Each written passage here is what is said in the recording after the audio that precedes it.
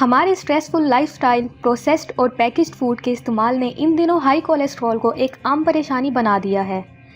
ना सिर्फ हमारी डाइट बल्कि मोटापा और स्ट्रेस से भी हाई कोलेस्ट्रॉल के इम्कानात बढ़ सकते हैं। कोलेस्ट्रॉल जिस्म के हर खुलिये में पाया जाता है और जिस्म में मुख्तलिफ काम सर अंजाम देता है, जैसे खाने को हजम करना और हार्मोन्स की तैयारी वगैरह। कोलेस्ट्रॉल दो किस्म का होता है, HDL यानी अच्छा कोलेस्ट्रॉल और LDL यानी ख़राब कोलेस्ट्रॉल। ख़राब कोलेस्ट्रॉल यानी LDL की ज़्यादा मिकदार सेहत के मुख्तलिफ खतरात का सबब बन सकती है, जिससे कल्बी अमराज, फालिज और यहाँ तक कि दिल का दौरा पड़ने का खतरा भी शामिल है। आपकी डाइट आपके कोलेस्ट्रॉल लेवल को हाई करने में अहम किरदार अदा करती है, जिससे कोलेस्ट्रॉल लेवल में इजाफे की वजह से खून की गर्दिश में रुकावट पैदा होती है। अगर आपका कोलेस्ट्रॉल लेवल हाई है और आप इसे कंट्रोल या कम करना चाहते हैं तो आज की इस वीडियो में मैं आपको ऐसे 10 इंग्रेडिएंट के बारे में बताऊंगी जो हमारे अक्सर खानों में इस्तेमाल होते हैं और जिनकी ग़िज़ाइयत की कीमत बहुत ज़्यादा है और ये एक्स्ट्रा कैलोरीज बर्न करने में मदद करते हैं। आप लो कैलोरी डाइट के बजाय अगर इन इंग्रेडिएंट को अपनी डाइट में शामिल करें तो आपको वज़न कम करने के साथ साथ कोलेस्ट्रॉल लेवल को कम करने में भी मदद मिलेगी। तो इन 10 अज्जा को जानने के लिए वीडियो को मुकम्मल देखें और चैनल को सब्सक्राइब करना मत भूलें। टर्मेरिक, हल्दी तकरीबन हमारे तमाम खानों में इस्तेमाल होती है। ये एंटी कैंसर, एंटीसेप्टिक और वज़न में कमी की सेहतमंद खसूसियात के लिए जानी जाती है। हल्दी में मौजूद करकुमिन कंपाउंड इंसुलिन लेवल को कम करने में मदद करता है। हल्दी से ब्लड प्रेशर को मेंटेन रखने और जिस्म से ख़राब कोलेस्ट्रॉल को दूर करने में भी मदद मिलती है। गार्लिक, लहसुन एक और अहम इंग्रेडिएंट है जो कि हमारे खानों में इस्तेमाल होता है। लहसुन अपनी दवाओं की खसूसियात के लिए जाना जाता है।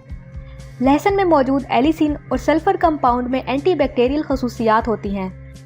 लहसुन में एंटी इन्फ्लामेटरी की खसूसियात भी हैं जो चर्बी को जलाने में मदद करती हैं। कार्डामम, इलायची एक और इंग्रेडिएंट है जो ना सिर्फ जायका बनाने में काम करता है बल्कि कैलोरी बर्न करने में भी मदद करता है।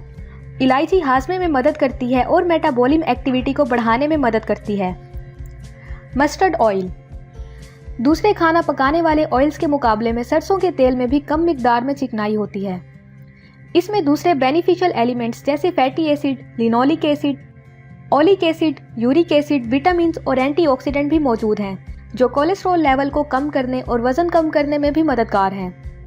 हम में से बहुत से लोग जिस्म में कैलोरीज की मिकदार को कम करने के लिए शहद को इस्तेमाल करते हैं, लेकिन शहद सिर्फ वज़न कम करने की खसूसियात ही नहीं रखता, ये कोलेस्ट्रॉल लेवल को कम करने में भी बहुत मददगार है। सुबह निहार मुँह नीम गर्म पानी में शहद डालकर पीने से जिस्म में मौजूद चर्बी को कम करने के साथ साथ कोलेस्ट्रॉल लेवल को कम करने में मदद मिलती है। करी लीव्स, करी के पत्ते भी ना सिर्फ हमारे खानों में जायका डालते हैं बल्कि ये जिस्म से नुकसानदेह टॉक्सिन को निकालते हैं, चर्बी को दूर करते हैं और कोलेस्ट्रॉल लेवल को भी कम करते हैं। चिलीज, लाल मिर्च तकरीबन हमारे हर खाने में मौजूद होती है। लाल मिर्च मेटाबॉलिज्म एक्टिविटी को बढ़ाने में मदद करती है और चर्बी को जलाने में भी मददगार है। काबेज, गोभी तकरीबन हम सभी पकाते हैं। ये कार्बोहाइड्रेट और शुगर कंटेंट को फैट में तब्दील करने के अमल को सुस्त कर देती है, जिसके नतीजे में जिस्म को फैट मेंटेन रखने में मदद मिलती है। मिलेट्स, ज्वार, बाजरा वगैरह डाइटरी फाइबर से माला माल हैं और ये कोलेस्ट्रॉल लेवल को मेंटेन रखने में भी मददगार हैं और ये इजाफी कैलोरीज को भी जला देते हैं। आप इन्हें भी अपनी डाइट में ज़रूर शामिल करें। तो उम्मीद है आप जान चुके हैं कि हमारे खानों में इस्तेमाल होने वाले कौन से इंग्रेडिएंट ऐसे हैं जो कोलेस्ट्रॉल लेवल को कम करने और वज़न कम करने में मदद करते हैं। आप इन्हें अपनी डाइट में शामिल करना ना भूलें। इन्हें ज़रूर ट्राई करें और मुझे कमेंट में बताएं कि आपको कैसे रिजल्ट्स हासिल हुए। और अगर आपको ये वीडियो पसंद आई हो तो लाइक करें, सब्सक्राइब करें और वीडियो को अपने फ्रेंड्स के साथ ज़रूर शेयर करें। शुक्रिया।